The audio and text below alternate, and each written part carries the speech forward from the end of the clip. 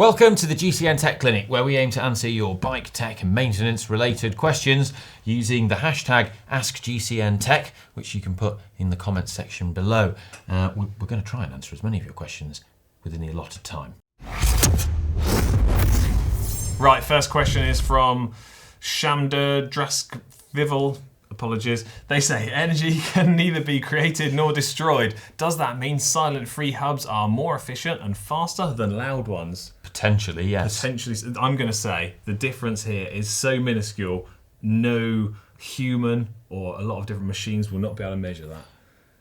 Yeah, it would be difficult. Yeah. But I think not impossible. One of the other things you have to factor in is that, yes, you might not be creating noise, but you might be still transferring that energy in another way. So you might be creating more frictional heat and dissipating it that way. Yeah, often Freehubs get loud when the kind of grease has dried up or washed out of them. So it's also, if there's not lubricant in there, it's going to wear it out quicker. And plus, we're only really talking about this being a very marginal loss when you're freewheeling anyway. So It's not really a big deal. Okay, Gibby 7183 says, hi, what is the best / environmentally friendly way to dispose of used bike degreaser? So whenever dealing with sort of solvents and stuff, I do actually have experience of this from being a chemist. Okay. Yeah. So you would generally put all of your solvent waste into big bottles. Yeah. And take it away. That's very difficult with a bike degreaser. So the best thing to do is to try and be more environmentally conscious with your choice of bike degreaser and cleaning products. Yeah. Some are nice to the environment than others. Sprays that contain aerosols aren't great, and sprays that contain PTFE are not great for the environment. But what you would do in an ideal situation would be have your bike degreaser, collected, and you would put it into a bottle, ideally a plastic bottle. Okay. And you would then, in the case of chemistry labs and things, we have each week they come and they take it away. There are management companies that come and take it away, and you separate out your solvent waste into like chlorinated and non-chlorinated solvents and other types of things. Wow.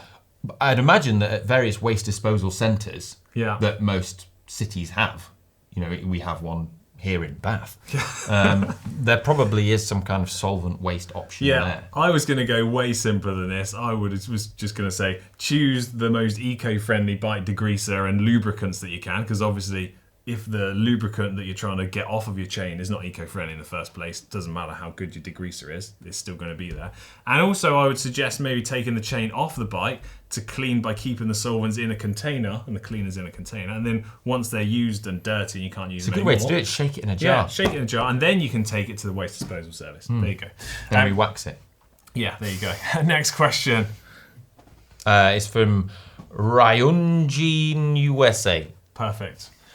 Go on. It says, I use Silka Super Secret Wax, and I can't find an answer for this, but when I use the drip wax, which is most of the time, I also hot wax, I drip it as Josh suggested in one of his recent videos, right before the rear cassette on top, and then he explains detail in the video, it gets into the rollers better. Anyway, the Super Secret is pretty watery, and then it drips down all over my rear cassette, and over time it just kind of builds up and looks gunky.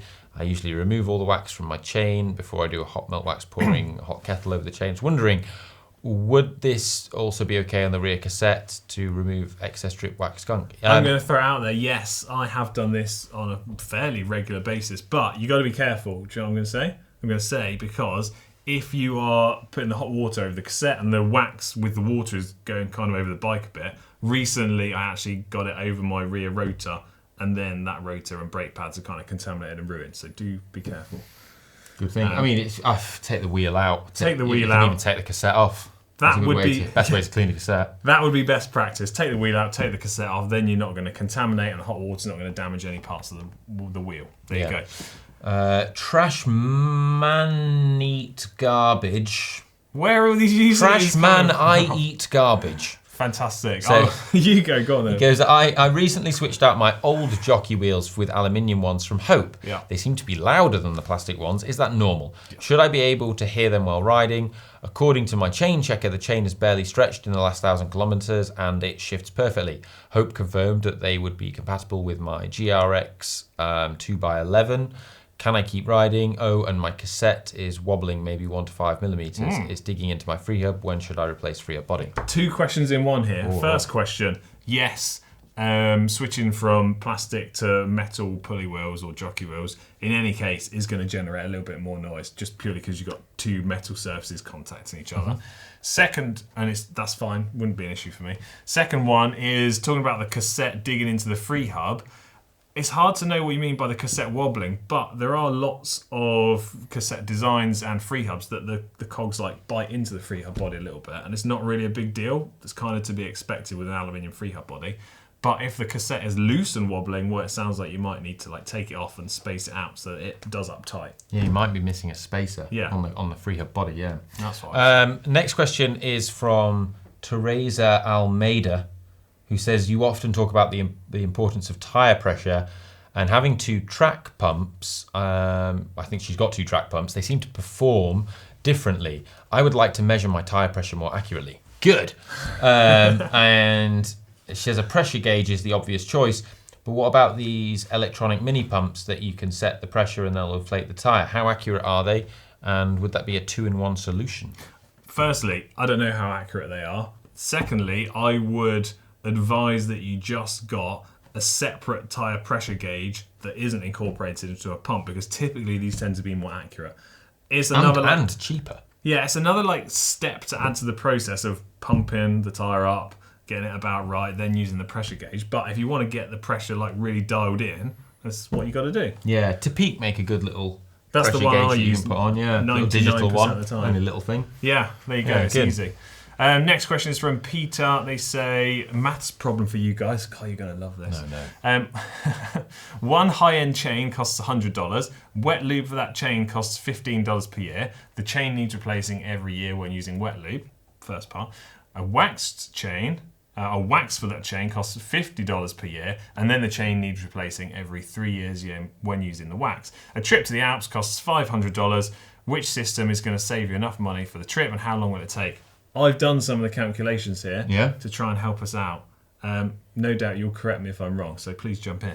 Well, my calculations, setting your chain up with wet lube is going to cost you $115 for a year, $100 plus 15.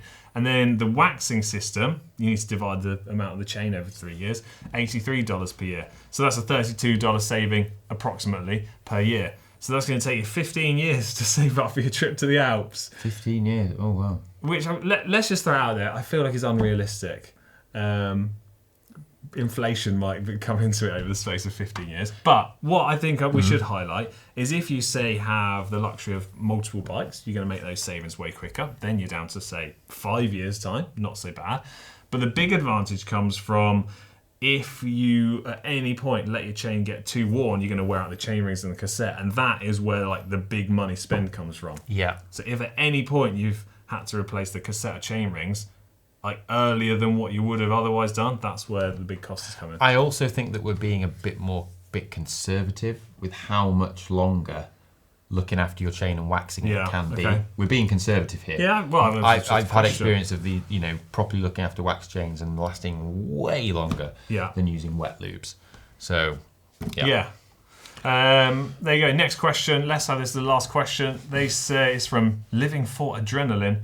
Unless you're a pro, why would you even mess with waxing a chain? Because it might save 3 watts. Well, partly what we've just been speaking about. Yeah, it saves you. It can save you loads of money. Like you're not having to replace, your chain and your cassette and all those expensive components, and it's just cleaner and more efficient. Yeah, even if you're not racing and all you want to do is try to save money, doing this is going to save you money. It's going to reduce wear on the components and means you've got more money for the trip to the Alps. Yeah. Okay, right. I say it every week. Sorry if we didn't get to your question. Put it in the comments section down below and we'll try to get to it in the coming weeks. That's it for us. Right. Love you. Bye.